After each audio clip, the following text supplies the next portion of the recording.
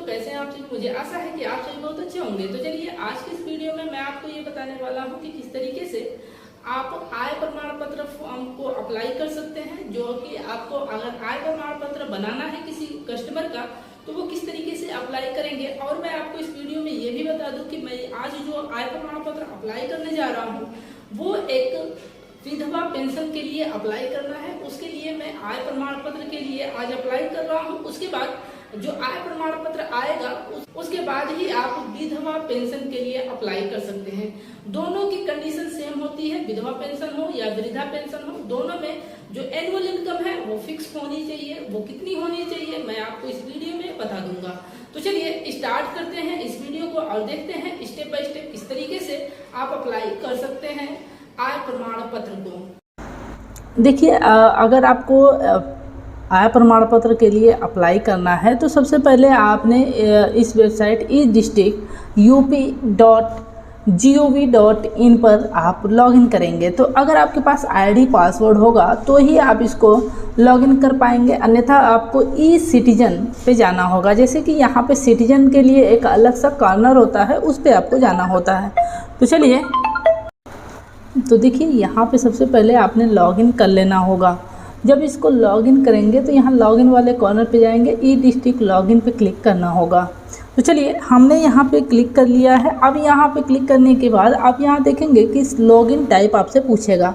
तो यहाँ पे लॉगिन टाइप जो भी हो, यहाँ पे लॉगिन टाइप आपका ई डिस्ट्रिक्ट RCSC होता है, तो यहाँ पे आप इसको सेलेक्ट कर लेंगे।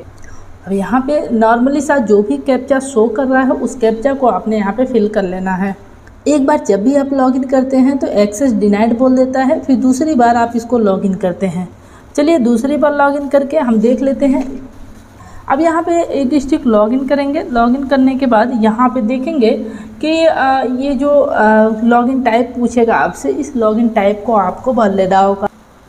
अब यहाँ पे कैप्चा फिल करने के बाद यहाँ पे आपको लॉगिन कर लेना है। लॉगिन करने के बाद आप देखेंगे कि कुछ इस तरीके का आपका डैशबोर्ड दिखना स्टार्ट हो जाएगा। तो यहाँ पे जो भी डैशबोर्ड दिख रहा है, इसमें जिस भी सर्विस के लिए आप अप्लाई करना चाहते हैं उस सर्विस के लिए आप अप्लाई कर सकते हैं। फ़िलहाल मैं इस पेज पे इनकम सर्टिफिकेट के लिए आवेदन करने वाला हूँ। तो चलिए मैं इनकम सर्टिफिकेट पे क्लिक कर लेता हूँ। यहाँ आय प्रमाण पत्र जो लिखा हुआ है इस पर क्लिक कर लेना होगा।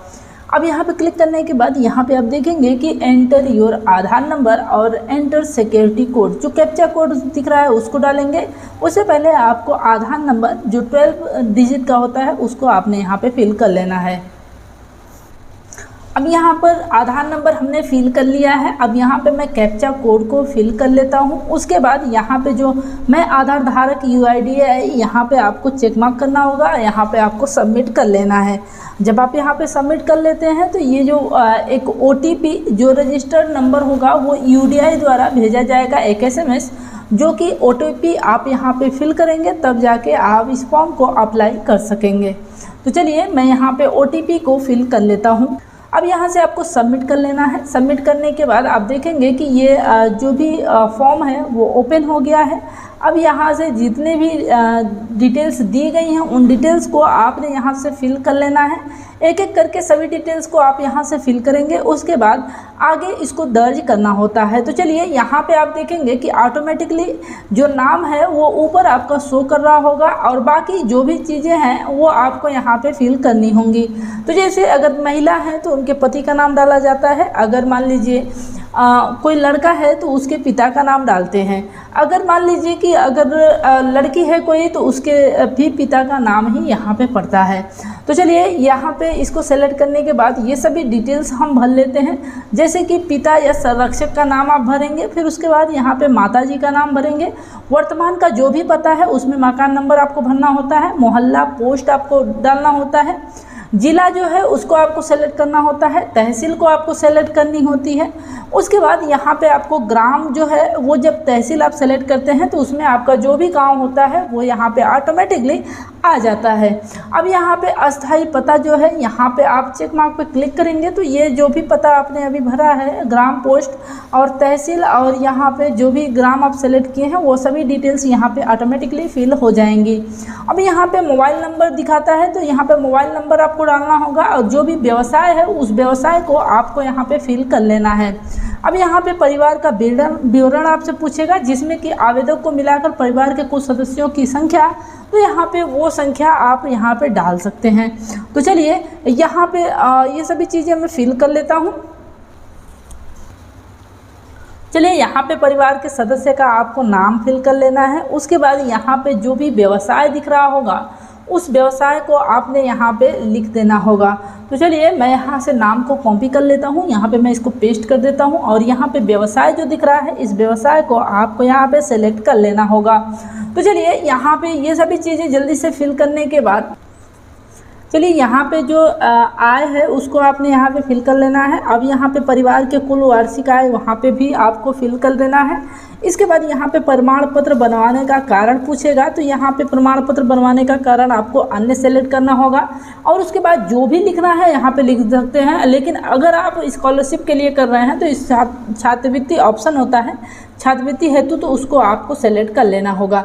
तो चलिए ये सभी डिटेल्स हमने यहाँ पे फिल कर ली है अच्छे तरीके से। यहाँ पे अब आपको ये पूछेगा कि आपका संलग्न शीर्षक क्या है, मतलब संलग्न में आप सबसे पहले क्या अपलोड करना चाहते हैं। तो ये समझिएगा कि सबसे पहला फर्स्ट ऑफ ऑल आपको फ़ोटो सेलेक्ट करना होता है, फ़ोटो को ही आपको यहाँ पे डालना होता है। अब यहाँ पे पहले दो ऑप्शन नहीं थे फ़ोटो सेलेक्ट करने के, लेकिन अब यहाँ पे फ़ोटो को आप अपने कंप्यूटर से भी चूज़ करके यहाँ पे अपलोड कर सकते हैं, या फिर आप चाहें तो आधार कार्ड में उपलब्ध फ़ोटो अपलोड करने हेतु टिक करें। यहाँ पे आप टिक करेंगे तो भी आपका फ़ोटो यहाँ पे आधार पे जो भी आपका फ़ोटो होगा वो यहाँ पे ऑटोमेटिकली सेलेक्टेड हो जाएगा। अब यहाँ पे नीचे जो आपको सिक्योरिटी कोड दिख रहा है उस सिक्योरिटी कोड को आपको यहाँ पे फिल कर लेना है। उसके बाद दर्ज करें ऑप्शन पे आपको क्लिक कर लेना होगा। पहचान हेतु जो भी दस्तावेज अपलोड करने हैं यहाँ पे उसका नाम लिखेंगे। उसके बाद यहाँ पे चूज़ फाइल पे क्लिक करके यहाँ पे आप इसको अपलोड कर देते हैं।